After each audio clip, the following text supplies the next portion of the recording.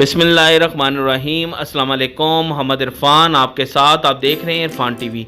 आज आप लोगों के लिए रमज़ान शरीफ की बहुत ही ज़बरदस्त और बहुत ही ख़ास रेसिपी लेकर आया हूँ, रेशेदार बीफ सालन। ये बहुत ही मज़ेदार और बहुत ही जायकेदार बनता है। रमज़ान शरीफ की ये बहुत ही ख़ास रेसिपी है और बहुत ही ग़िज़ाइयत से भरपूर रेसिपी है। बस आपने इसको मेरे तरीके के मुताबिक फ़ॉलो करना, जो स्टेप मैं आपको बताऊँगा उसके मुताबिक फ़ॉलो कीजिएगा तो इंशाल्लाह आपकी ये रेशेदार बीफ सालन बहुत ही मज़ेदार और बहुत ही जायकेदार बनेगा और जो कोई भी खाएगा वो आपकी तारीफ़ किए बगैर नहीं रह सकेगा। तो चलते हैं हम अपनी रेसिपी की तरफ। बिस्मिल्लाहिर्रहमानिर्रहीम। एक प्रेशर कुकर ले लीजिए और इसके अंदर बीफ लिया है मैंने 2 किलो बोनलेस। इसको अच्छी तरह मैंने वॉश कर लिया था, वो आपने इसके अंदर ऐड कर देना है। फिर इसके अंदर आपने 2 लीटर पानी ऐड करना है। हमने इसको बहुत ही अच्छी तरह गलाना है, यहाँ तक इसको गलाना है कि ये इसके रेशे रेशे हो जाए। फिर इसको कवर लगाकर आपने 10 से 12 मिनट के लिए कुक होने के लिए रख देना है ताकि ये हमारा बीफ अच्छी तरह गल जाए। 10 से 12 मिनट हो चुके हैं, इसका कवर ओपन कर लीजिए और इसको बीफ को आपने चेक कर लेना है। अगर ये बीफ आपका अभी तक सही तरह नहीं गला तो आप इसको कुछ देर हो रख सकते हैं। तो ये देख रहे हैं हमारा बीफ बहुत अच्छी तरह गल चुका है और इसके रेशे आसानी से हो रहे हैं। तो बिस्मिल्लाहिर्रहमानिर्रहीम। एक देशकी ले लीजिए और इसके अंदर 2 कप ऑयल आपने ऐड कर देना है। ऑयल जब थोड़ा सा मीडियम गर्म हो जाए तो प्याज मैंने लिए हैं 500 ग्राम और इसको अच्छी तरह मैंने चॉप कर लिया है। बिल्कुल छोटा छोटा मैंने इसको चॉप कर लिया था, वो आपने इसके अंदर ऐड कर देने हैं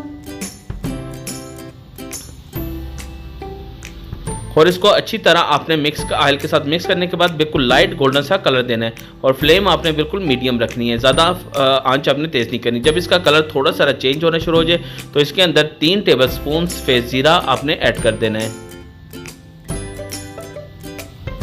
और इसको आपने 2 से 3 मिनट अच्छी तरह आपने इसको फ्राई कर लेना है, यानी कि भून लेना है ताकि ज़ीरे का कच्चापन दूर हो जाए और उसका जायका खुशबू इसके अंदर ऐड हो सके।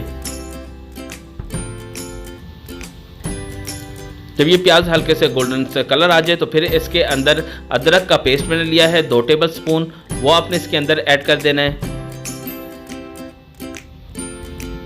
लहसुन का पेस्ट मैंने लिया है 2 टेबल स्पून, वो आपने इसके अंदर ऐड कर देना है। लहसुन और अदरक पेस्ट की रेसिपी आपके इरफान टीवी के ऊपर मिल जाएगी और डिस्क्रिप्शन में इसका लिंक भी मैं आपको सेंड कर दूंगा। सब्ज़ मिर्च का पेस्ट हमें चाहिए होगा 2 टेबल स्पून, वो भी आपने इसके अंदर ऐड कर देना है और इसको अच्छी तरह आपने 2 से 3 मिनट अच्छी तरह भून लेना है ताकि लहसुन अदरक हरी मिर्च का कच्चापन दूर हो जाए और इसका जायका खुशबू इसके अंदर ऐड हो सके। सुरख मिर्च पाउडर हमें चाहिए होगा 2 टेबल स्पून,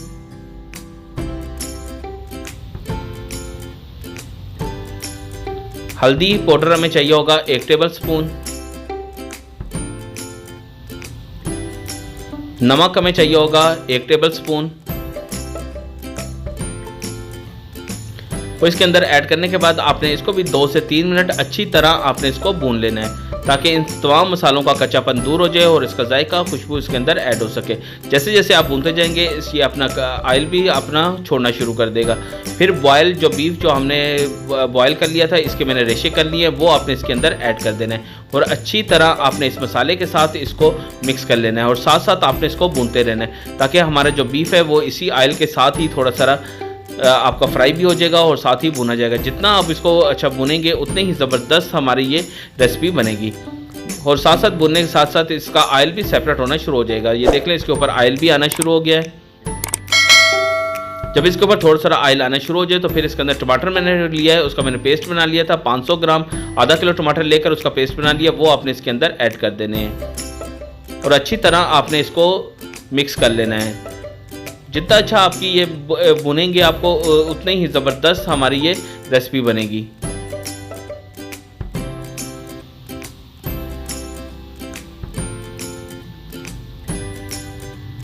फिर जो यखनी जो बच गई थी, जो हमने बीफ को बॉयल किया था, उसकी जो यखनी थी वो भी आपने इसके अंदर ऐड कर देना है ताकि इसका जायका खुशबू बहुत ही ज़बरदस्त निकल आए। तो वो आपने यखनी भी इसके अंदर ऐड कर देनी है, बीफ की ही यखनी है, वो आपने इसके अंदर ऐड करने के बाद अच्छी तरह आपने इसको एक दफ़ा मिक्स कर लेना है। फिर आपने इसके वाटर को थोड़ा सा ड्राई करना है, यानी यखनी को हमने थोड़ा सा सुखा लेना है ताकि ये हमें थिक मसाले की तरह ये हमें रेसिपी मिल सके। तो ये देख ले काफ़ी हद तक ये इसका जो पानी है वो ड्राई हो चुका है और इसका ऑयल भी इसके ऊपर आना शुरू हो गया है। बस अच्छी तरह आपने साथ साथ भूनते जाना है ताकि ये सारा ऑयल अपना ऊपर छोड़ देगा तो ये हमारी रेसिपी बिल्कुल रेडी हो जाएगी। फिर इसके अंदर गरम मसाला पाउडर मैंने लिया है 1 टेबल स्पून, वो आपने इसके ऊपर ऐड कर देना है और अच्छी तरह आपने इसको एक दफ़ा मिक्स कर लेना है। गरम मसाले पाउडर की रेसिपी आपको इरफान टीवी के ऊपर मिल जाएगी और डिस्क्रिप्शन में इसका लिंक भी मैं आपको सेंड कर दूंगा। बहुत ही ज़बरदस्त ये मसाला मैंने घर के मसालों के साथ ही बनाया हुआ है। तो ये देख लें, हमारा रेशेदार बीफ सालन बिल्कुल रेडी है। बिल्कुल ज़बरदस्त ये खुशबू भी आ रही है और लुक भी इसकी बहुत ही ज़बरदस्त आई है। अभी आप इसको डिश आउट कर सकते हैं।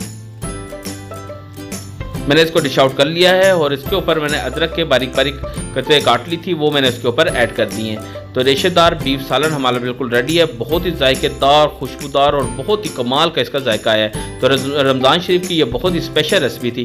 तो आपसे गुजारिश है, अगर आपने अभी तक इरफान टीवी को सब्सक्राइब नहीं किया तो इरफान टीवी को सब्सक्राइब कर लीजिए और साथ ही बेल आइकॉन के बटन को भी दबा दीजिए और ताकि सबसे आने वाली रेसिपी सबसे पहले आपको मिल सके। अभी मोहम्मद इरफान को इजाज़त दीजिए। अल्लाह हाफिज़।